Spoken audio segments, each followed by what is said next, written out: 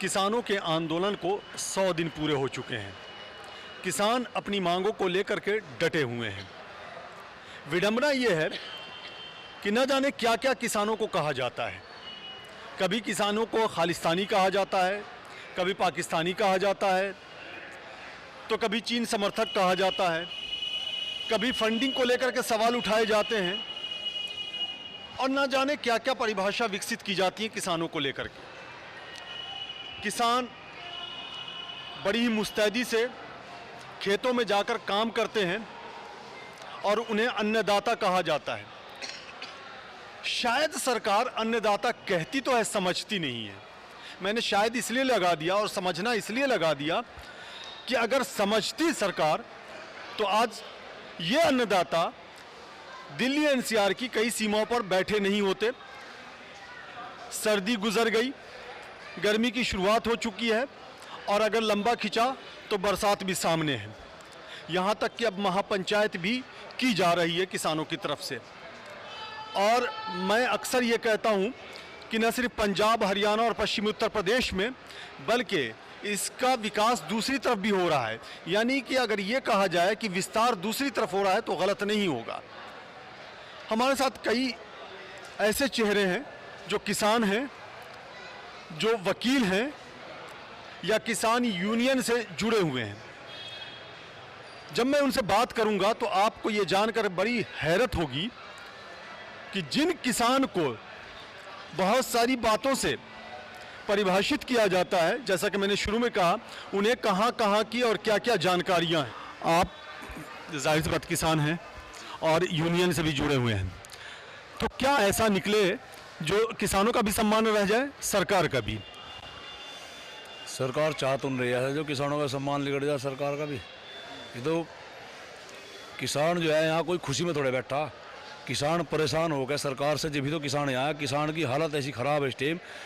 यहाँ धरने में भी है और घर का भी ध्यान है इस टाइम। जो है फसल का काम चल रहा, गन्ने की बुआई का काम चल रहा, गेहूँ की फसल की तैयारी भी चल रही है, तो किसान परेशान है। सरकार इस बात को नहीं समझ पा रही, कभी असली बता दे, असली नकली बता दे किसान को। ये सरकार का रवैया बहुत ख़राब हो रहा है, सरकार को मान जाना चाहिए था। 3 महीने हो लिए, 100 दिन हो लिए, किसान बहुत दुखी हो लिया और ये सरकार को अपनी गलती का इसका नुकसान उठाना पड़ेगा। सरकार की बहुत बड़ी गलती है। वो चल कहाँ आ रहा है, अरंगा आ रहा है। देखो, सरकार किसान को कमज़ोर कर ये थका के मारना चाहती है। ये सरकार की, अगर किसान थक के वापस चला गया, ये अंतिम ये बता रहा मैं आपको, किसान 6 महीने बैठ के, साल भर बैठ के वापस चला गया, सरकार को मिलना क्या है? देखो, किसान थक के हार गए, 1 साल में, 1.5 साल में, 2 साल में थक के चला गया, सरकार नहीं सुन रही, और फिर इसके बाद में नुकसान सरकार का है। और आगे भविष्य में भी ये जब सत्ता से चली जाएगी तो हमेशा विपक्ष सरकार जो किसान है, किसान दिल्ली में बहुत देर से आएगा। तो ये हमेशा लोकतंत्र के लिए खतरा है। लोकतंत्र में ऐसा नहीं होना चाहिए। जैसे हर धर्मी सरकार कर रही है, तो इस तरह सरकार को नहीं करना चाहिए। क्योंकि जब 100 दिन हो गए हो किसान बैठा है बॉर्डरों पे, तो सोचना चाहिए सरकार को क्यों बैठा है। नैतिकता के आधार पे भी छोड़ दो आप ये जो हर धर्मी वाली बात है, सरकार को हर धर्मी नहीं करनी चाहिए। और जैसे स्पेन का है, स्पेन से किसान का जो मनोबल है ये बढ़ा है। अच्छा, यहाँ के भी किसानों का मनोबल बढ़ा है? ये पूरे वर्ल्ड के किसान का बढ़ा है। ये जो आंदोलन है, ये आंदोलन पूरे वर्ल्ड में आप इसका असर दिखाई दे रहा है आपको। ये बड़ी बात कही इन्होंने कहा कि पूरे वर्ल्ड में इसका प्रभाव बढ़ा है। अगर कहीं भी किसान के साथ अगर कुछ अच्छी चीज़ें निकल कर के सामने आती है तो उससे हौसला बढ़ता है, उससे उम्मीदें जगती हैं, और यहाँ के किसानों का भी हौसला बढ़ा है, उम्मीदें जगी हैं। तो ये किसान शब्द जो है ना, वो एक माले में पिरो करके रख दिया गया है। चाहे दुनिया के किसी देश में जाएं, किसान आपको मिलेगा और ये शब्द भी आपको मिलेगा और उसकी उम्मीदें भी आपको मिलेंगी, और उनके साथ जो अन्याय होती है वो भी आपको मिलेगी वहाँ। ख़ास करके अगर हमारे देश में, हमारा देश लोकतांत्रिक देश है, बावजूद इसके अगर यहाँ इस तरह की बातें हैं तो इसे विडंबना ही कहा जा सकता है। आप कहना चाह रहे हैं तो मैं चला आया आपके पास। ये आंदोलन चलता रहेगा? आंदोलन तो उस कदर चलेगा कि किसान का जन आंदोलन आज तक नहीं चला, जैसा वो चलता रहेगा आगे भी। और हम तो मोदी जी के में भगत थे जो बांट कर दुनिया में फिर कर वोट दुआगा। इस यूनियन से भी ज्यादा हिम्मत मारकर मोदी के हक के लिए वोट दुआई और दी। बड़े बड़े बुजुर्गों ने भी वो कहा, कहने लगा रे इस किसान ताल्लुक मान जाओ तुम, पर बुढ़ों की बात नहीं मानकर हम मोदी जी के भगत थे और हमने प्रचार कलयुग के होता मोदी साहब। क्या नाम हुआ आपका? हमारा नाम सत्येंद्र कुमार नेता, मुजफ्फरनगर गांव दतियाना। अच्छा, तो आप बीजेपी करते थे? प्रचार कुढ़ब्बा रोटी नहीं खाई दिन तक हम नेताजी हो। तो अब आहत क्यों हैं आप? आपने प्रचार किया, सरकार बनी। तो हाँ, हमने 5 और 6 साल तक बात देखी, हम तन्ने मारो लोग। कहने लगे क्या कह रहा भाई, किसान तो धरती में मिला, किसान तो धरती में मिला दिया सरकार ने। और मैं कहा किसान सबसे बहुत चीज है, ऊपर से सरकार तरक्की करती, मगर किसान को 4 साल बाद देती होगी कुछ। हमने तो 4, 5, 6 साल देखकर, और जब धरती पर तो किसान चीज भी खोज कर और दूसरे को देने तैयार कर दी, तो हम आपके लिए पीछे नहीं हटे। और ऐसी चीज कहाँ जा हम सुना, जो हमारी वो एक विधवा की मतलब एक झोपड़ी पर 2 बल्ब का बिल हो गया। जो किसान की 12 का बिल था, वो एक 2 बल्ब पर जलने वाली विधवा की झोपड़ी वाली की कीमत होली। डीजल पर कहाँ से आज हम भिड़ा सौंपने, और आस्तीन का सांप बन गई भारत की गद्दी को खरीदना। हम तो इतने भारत में आज तक ऐसी सरकार बनी और आगे बनने नहीं देंगे हम। गन्ने का दाम कहाँ 6 साल से 500 है, कोई दुनिया में 6 साल पहली चीज आज तक। चलिए, आपकी भी नाराजगी है जी। जी जल्दी से आप कुछ कहना चाह रहे? जल्दी से जी, क्या कहना चाह रहे थे आप बुलंदशहर पहुंचे, वहाँ भी रैली थी, है नहीं? बुलंदशहर? हाँ, आप नहीं, मैं तो मुजफ्फरनगर हूँ, पर आपको देख रहा मैं टीवी में सुबह, है नहीं? आप वहाँ भी थे रैली में, है नहीं? किसानों ने सब कुछ बात बताई, और जब हमारा हैरान करेंगे हम क्यों इनके साथ रहेंगे? चलिए ठीक है बैठ जाता हूँ। हाँ, तो बैठ के ही बात करना। आप किसान हैं? जी, अच्छा, कहाँ से आए आप? मैं मेरा शाह जी, क्या नाम हुआ? मेरा नाम प्रमोद कुमार है। अच्छा, ये बताइए कि यहाँ पे वकील साहब थे हाई कोर्ट के, वो बैठे हुए थे, उनकी नाराज़गी अपने सांसदों से भी है। मुजफ्फरनगर का जिक्र किया, क्या आप लोगों की भी नाराज़गी ऐसी ही कुछ? हाँ, नाराज़गी तो इसलिए है कि वो सत्ता में बैठे हैं और किसान अपनी मांग के लिए जाए यहाँ 100 दिन से सड़कों पे पड़ा हुआ है, डटा हुआ है अपने मांग के लिए, और सरकार मतलब समस्या का समाधान करने की बजाय, और उसे जो है जो सब कुछ जान चुका है, इस देश का अंदाजा सब कुछ समझ चुका है, सबका अध्ययन कर लिया है, उसे उठाया जा रहा है। तो ये एक बहुत तुच्छ विचारों की बात है कि अपनी नाकामी को छिपाने के लिए सरकार इस तरह के जो पहलू अपना रही हैं, जो इस प्रकार की विधियां का जो है बार बार कभी किसी तरह की जाइए, पंचायत करिए, वहाँ जो है समझाइए। तो ये ऐसे थोड़ी, अगर किसान नहीं वास्तव में जागरूक है, उसे नहीं पता है, तो वो यहाँ थोड़ी डरता। उसे इस हर चीज़ का पता है कि आने वाली पीढ़ियों के लिए क्या क्या होगा। और ये किसान ही नहीं, ये इस देश की आम जनता भी, मजदूर भी, जो मीडियम मंझोले व्यापारी हैं वो भी, इन सब चीज़ों से पूरा देश प्रभावित होगा। क्योंकि जब कॉन्ट्रैक्ट बेस के पर प्लानिंग ला रहे हैं, तो उसमें जो है बड़ी फर्में रहेंगी, छोटी जो फर्में हैं, जो छोटे दुकानदार हैं, वे स्वतः ही अपने एक साइड हो जाएंगे। चलिए, आपने एक बड़ी अच्छी बात कही, शायद ये कम बोला जाता है, किसानों की बुद्धि पे सवाल उठाया जाता है, लेकिन इन्होंने एक बड़ी अच्छी बात कही, मुझे बहुत अच्छा लगा। इन्होंने कहा कि अगर किसान जागरूक नहीं होता तो आंदोलन ही नहीं करता। ये बड़ी अच्छी बात कही।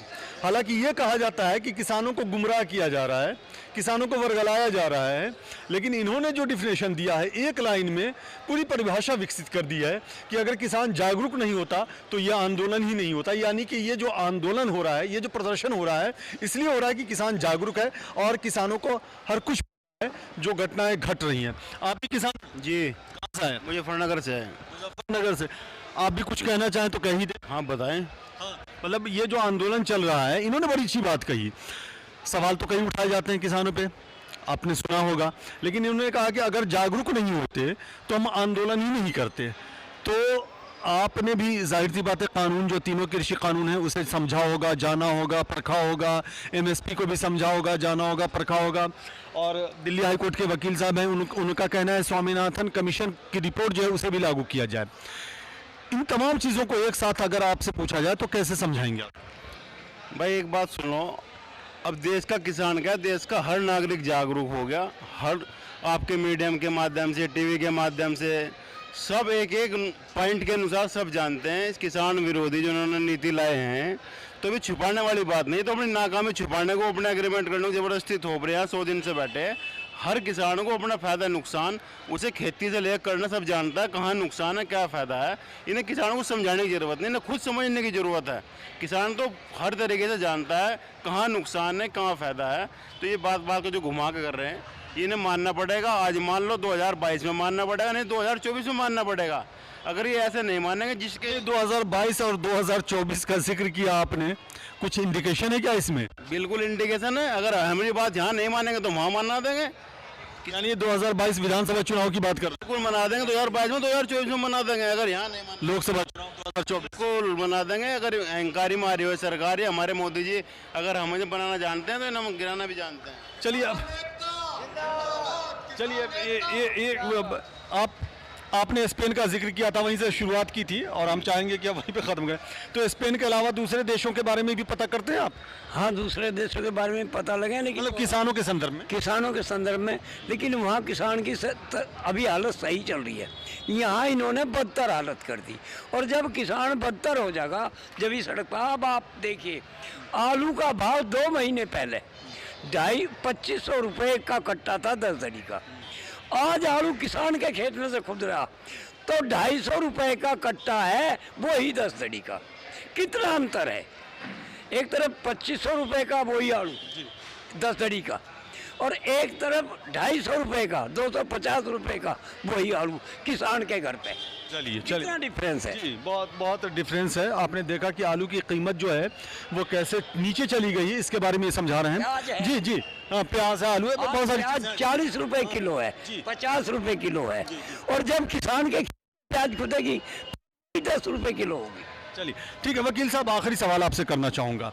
चूँकि ये जो तीनों कृषि कानून हैं, इसे रद्द किया जाए, ये मांग है।